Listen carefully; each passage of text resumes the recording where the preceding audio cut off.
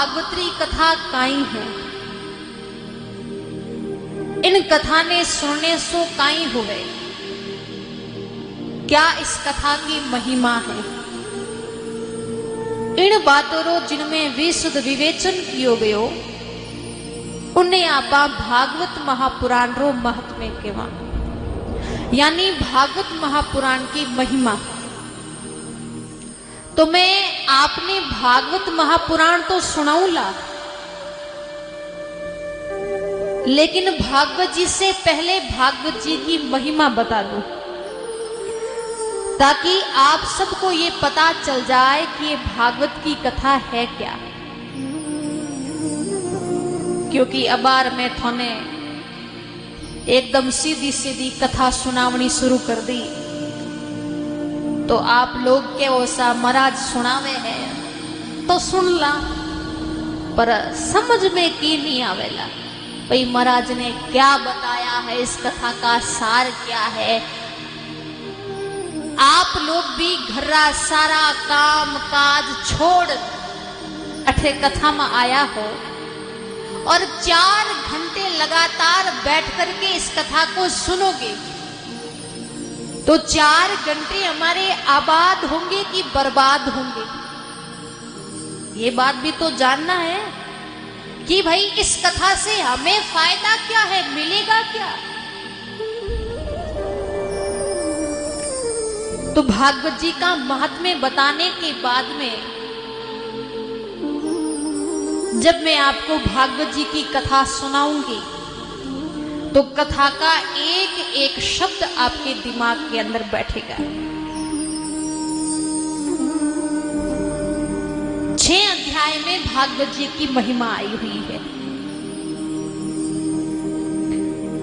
सर्वप्रथम भगवान श्री कृष्ण की वंदना हुई, स्तुति हुई। सच्चिदानंद रूपाय विश्वोत्पत्त्यादि हेतवे तापत्रय विनाशाय श्री कृष्णाय वयं नमः। फिर सुखदेव जी महाराज की वंदना हुई, स्तुति हुई। और इन कथा ने सुनने वास्ते तो कई देवता भी तरसे, ऋषि मुनि भी तरसते हैं, लेकिन उनको ये कथा सुनाई नहीं देती है। भागवत जी के महात्म्य में ऐसा वर्णन आया हुआ है कि हमारे यहाँ पर जब मृत्यु लोक में कथा शुरू होती है तो देवताओं के वहां पर नगाड़े बाज जाते हैं कि वहां पर कथा शुरू हो चुकी है। तो वे सारा का सारा देवी देवता प्रत्यक्ष और अप्रत्यक्ष रूप से बैठे आवे और इन कथारों में लाभ लेवे।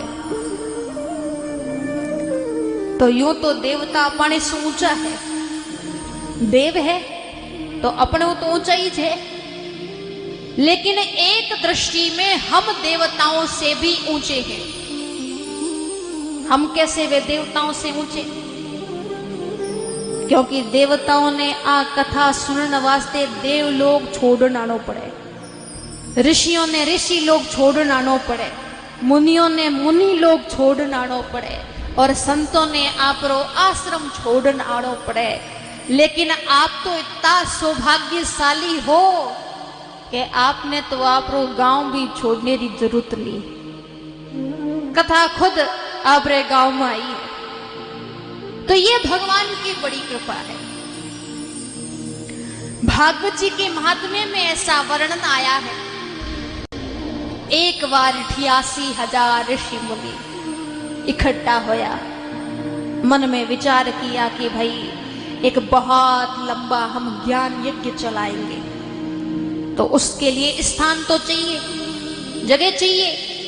तो उस जगह के लिए वो ब्रह्मलोक में ब्रह्मा जी के पास में गए, ब्रह्मा जी से निवेदन किया।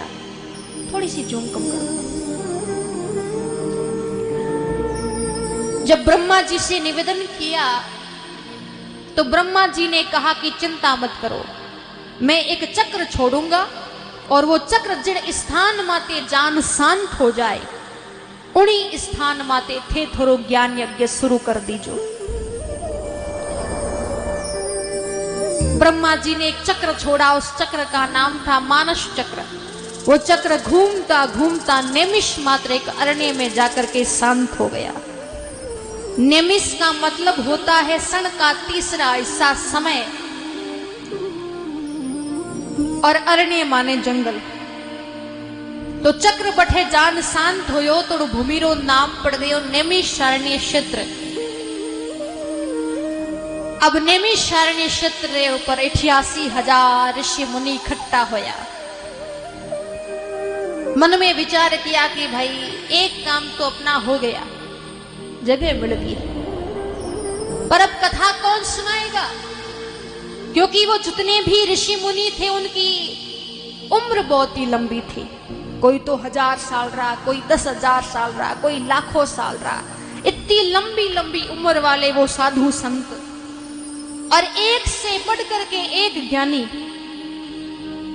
और जठे घना ज्ञानी बेड़ा हो जावे नहीं तो डिसीजन नहीं ले सके कि भाई अब कथा कौन सुनाएगा, क्योंकि सब ज्ञानी है। वो बोल रहा है कि मैं ज्ञानी, दूसरा बोल रहा है कि मैं तेरे से भी बड़ा ज्ञानी।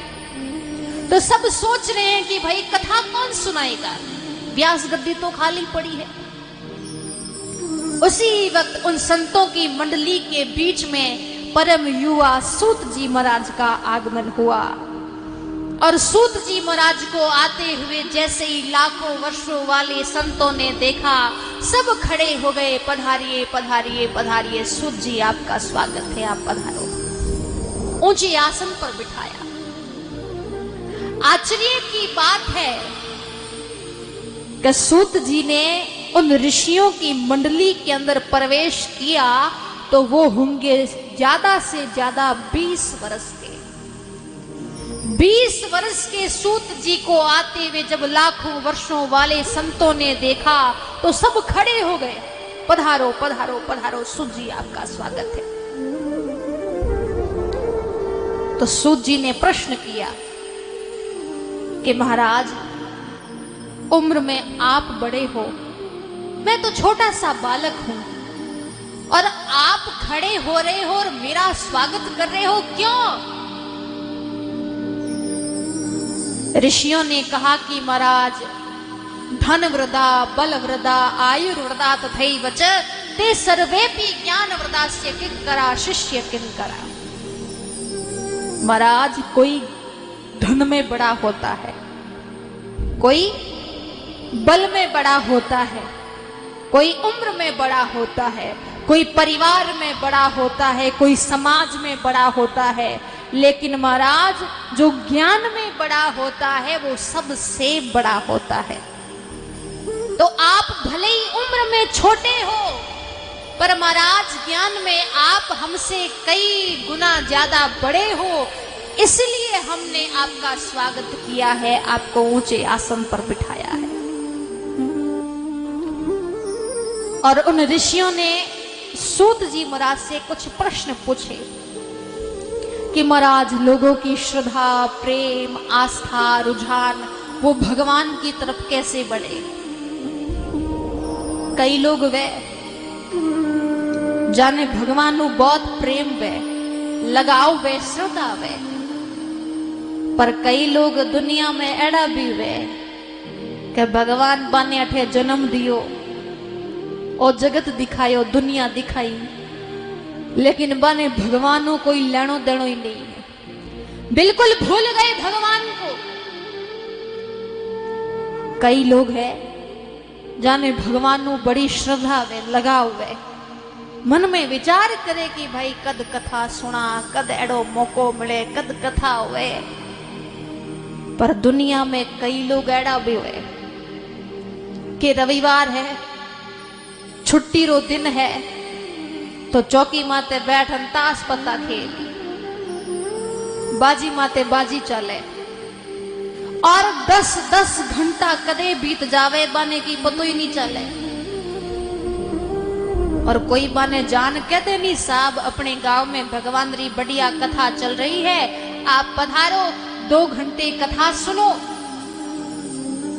तो वो क्या कहेंगे, हाँ, मैं तो बहुत बिजी लोगा, मोरे कने कटे 2 घंटा रो टाइम लो सा, थारा 10 घंटा ताश में बीते हो न तो कि है ही नहीं, भगवान रे नाम माते 2 घंटा भी नहीं है, एड़ा भी लोग है।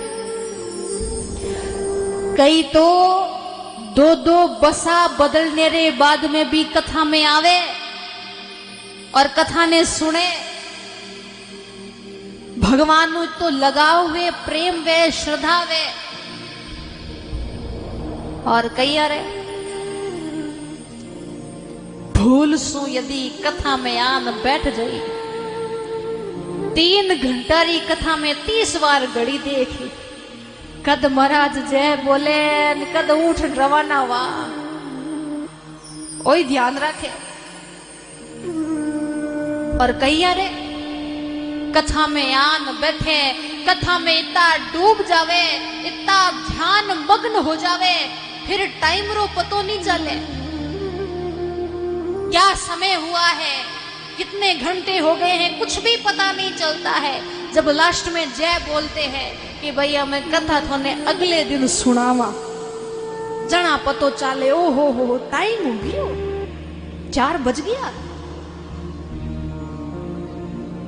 और कई अरे घर रे बिल्कुल पास में कथा चल रही है और अपने माइक वालों लाउड स्पीकर मकान री छत माते लगा दियो, वे तो वही बंद करवा दे। अरे बंद कर ने बंद कर, और टीवी देखना में डिस्टर्ब हुए।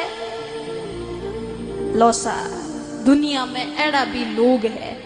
तो ऐसे जो लोग हैं उनकी श्रद्धा, प्रेम, आस्था, रुझान वो परमात्मा की ओर कैसे बढ़े। और नाना प्रकार के दुखा से जो लोग पीड़ित हैं उन लोगों को शांति मिले। और एक और तीसरी बात, आदमी के सिर के ऊपर काल हमेशा चक्र निकालता ही रहता है। कहवा नहीं कि दिन में 1000 बार काल फिरे थारी लार। सूत जी ने कहा, अरे ऋषियों, आपने बहुत सुंदर प्रश्न पूछे हैं। काल व्याल मुखग्रास त्रास निर्णास हेतवे। श्रीमद् भागवत एक ऐसा शास्त्र है, एक ऐसा ग्रंथ है जिससे सुनने से व्यक्ति मुक्ति को प्राप्त कर लेता है और मौत का भय हमेशा के लिए चला जाता है। और आप भागवत री कथा कोई आदमी ने कथियोड़ी कथा नहीं है कि कोई आदमी यूं ही लिख दी ना बाचा फिरा के भाई भगवान ने मुक्ति मिली। ये कथा भगवान श्रीमन नारायण के मुखारविंद से निकली हुई है। जो चतुर्श्लोकी भागवत थी, केवल 4 श्लोकों की भागवत, जिसे हम चतुर्श्लोकी भागवत कहते हैं।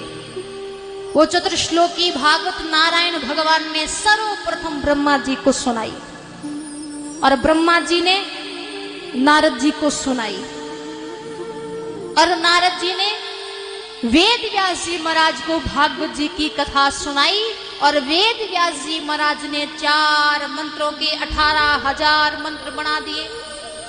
335 अध्याय, 12 स्कंद, बहुत बड़े भारी भरकम भागवत महापुराण की रचना की।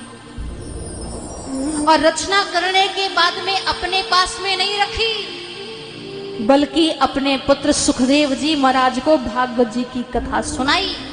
और सुखदेव जी ने समय आने पर राजा परीक्षित जी को भागवत जी की कथा सुनाई और महाराज परीक्षित, जिन्होंने 7 दिन में इस भागवत की कथा को सुन करके मुक्ति प्राप्त कर ली। और वाहिज भागवत कथा आज अपने बीच में है, सारी दुनिया इसे सुनती है, लोग तो आज भी मुक्त होते हैं।